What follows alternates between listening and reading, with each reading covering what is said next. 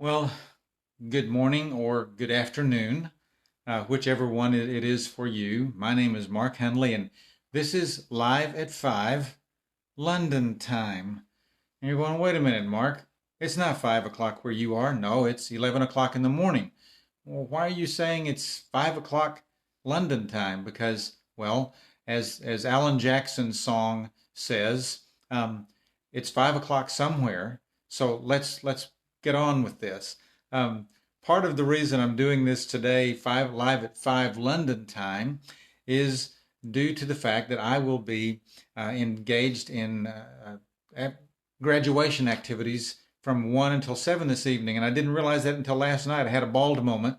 You don't know, some of you may not know I'm bald because I have my hat on all the time. So bald moments are very similar to blonde moments. There are only two differences. Bald moments are more intense and they last longer. So when I realized that I was going to be um, doing something, then I needed to change this. So I'm doing live at 5 London time.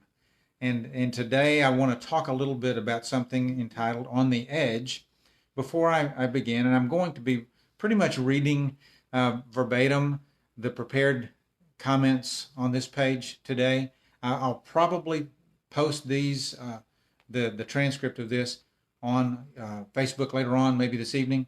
But before I get started, I really want to encourage you. I've done this a couple of times before. If you've not read the book, My Grandmother's Hands, please download it or buy it and begin reading. I think it's almost required reading for our time right now. My Grandmother's Hands. It's a tough read for white folks, but it's a read that I think every white person needs to read. So please get My Grandmother's Hands. I'm gonna read to you today On the Edge. So hang with me. More than any time in my life, I believe that our country stands on the edge of a precipice, gazing down into a dark pit. It is a pit that contains all that is troublesome and vexing, all those demons buried deep within the collective psyche of we the people that we would rather forget. It holds all of those bothersome and reprehensible beliefs and perceptions and actions that mar the decency of our humanity. We have somehow convinced ourselves that we have them under control. We've put them in their place, that they're secured and locked away there for safekeeping. Folks, we do not have them locked in place. We have not found a place for those horrid frailties to keep them in check. We just haven't. Self-delusion abounds. Selective memory blinds. Racism snakes its way through every crevice of our society. People of color remain targets of our societal myopia. Recently, Kareem Abdul-Jabbar said, "Racism in America is like dust in the air. It seems invisible even if you're choking on it." Powerful. 400 years of systemic racism has heaped intolerable levels of historical and intergenerational trauma on Black Americans, and our country is buckling under, crumbling as a result. What has happened that we so easily allow ourselves to be swept down the paths of least resistance by the torrents of racism in this country? What has happened? Perhaps we have lulled ourselves into believing our power and prominence as a country have automatically caused us to rise above the shamefulness of such weaknesses. Perhaps we have whitewashed the stains on our souls so often that even we are unable to detect the darkness that clings to the bones of our spirits. Perhaps we have invited the fear of the different to our dinner table so many times that we have bought into the false beliefs that anyone or anything that does not look like, smell like, sound like, act like, believe like, or perceive like we do is somehow an abomination, shunned at the least and destroyed at the most. Perhaps we find some perverse pleasure in denigrating others, believing that we are better than they.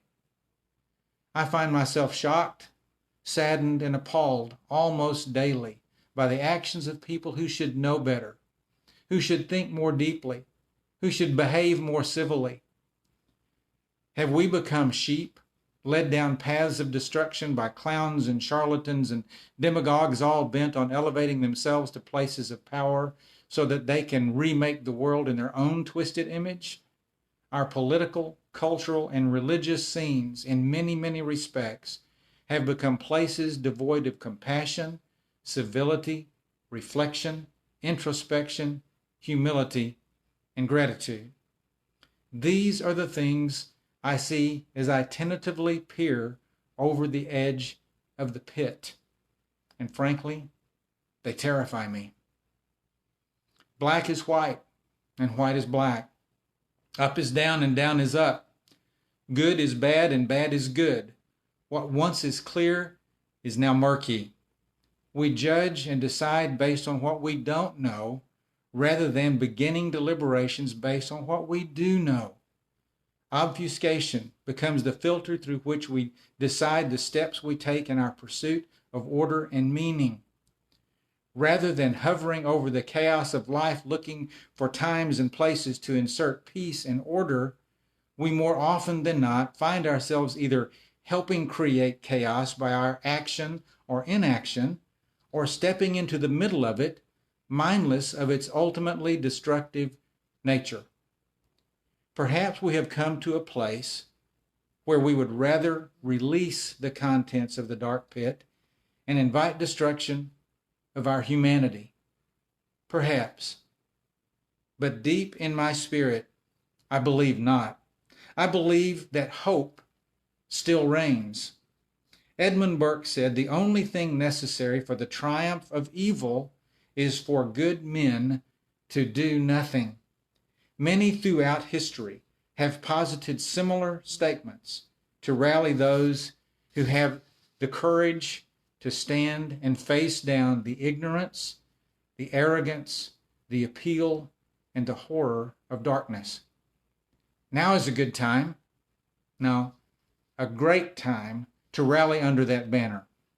We are in need of people willing to stand for decency and honor, humility, compassion, and grace.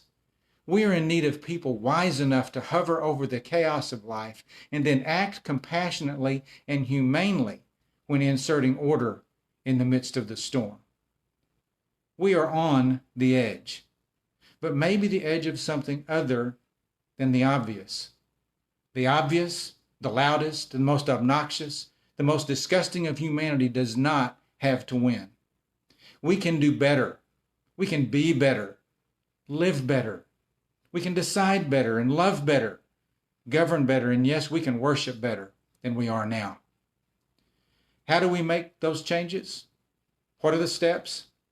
Allow me to briefly share 5 observations that I think might help us over the course. First of all, we have to step back.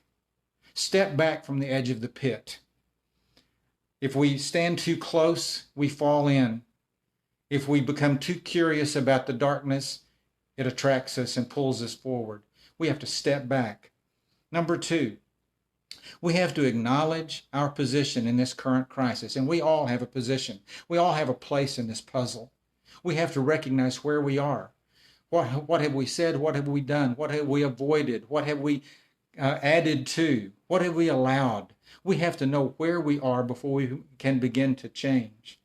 Number 3, we have to choose the mission of reconciliation. There's not a tougher position to stand in than to be one in the middle, pulling warring and disagreeing sides together. When one is a reconciler, he or she reaches out his arms or her arms and pulls people together, making him or herself vulnerable to the accosting and the attacks of others, verbal and physical. But we have to have the courage to stand in the middle and bring people together so that we can sit down and talk. Number 4, we have to determine to stand up and speak out. It's time to get off the sidelines. It's time to get off the bench. We have to stand up and we have to speak out. and let our voice be heard every single day. Number 5, we have to remain steadfast. Guys, one speech, one post, one announcement, one sharing of our voice with a group of people is not enough. We have to be willing to do this every single day. We have to show up and grit it out. But we have to be ready to do that. Guys, perhaps we're on the edge of something better, not the edge of something dark. Perhaps we are poised instead of falling over. We are poised instead on the edge of building bridges, making connections, healing wounds, and correcting mistakes. Perhaps, but only time will tell. I'm hopeful that if you feel so inclined that you'll share this with someone today. I'm hopeful that when I post the transcript that you'll read it. I hope that you have a good day, you have a good evening, and I hope to see you tomorrow when I'll be live at 5, but not on London time. Have a good day.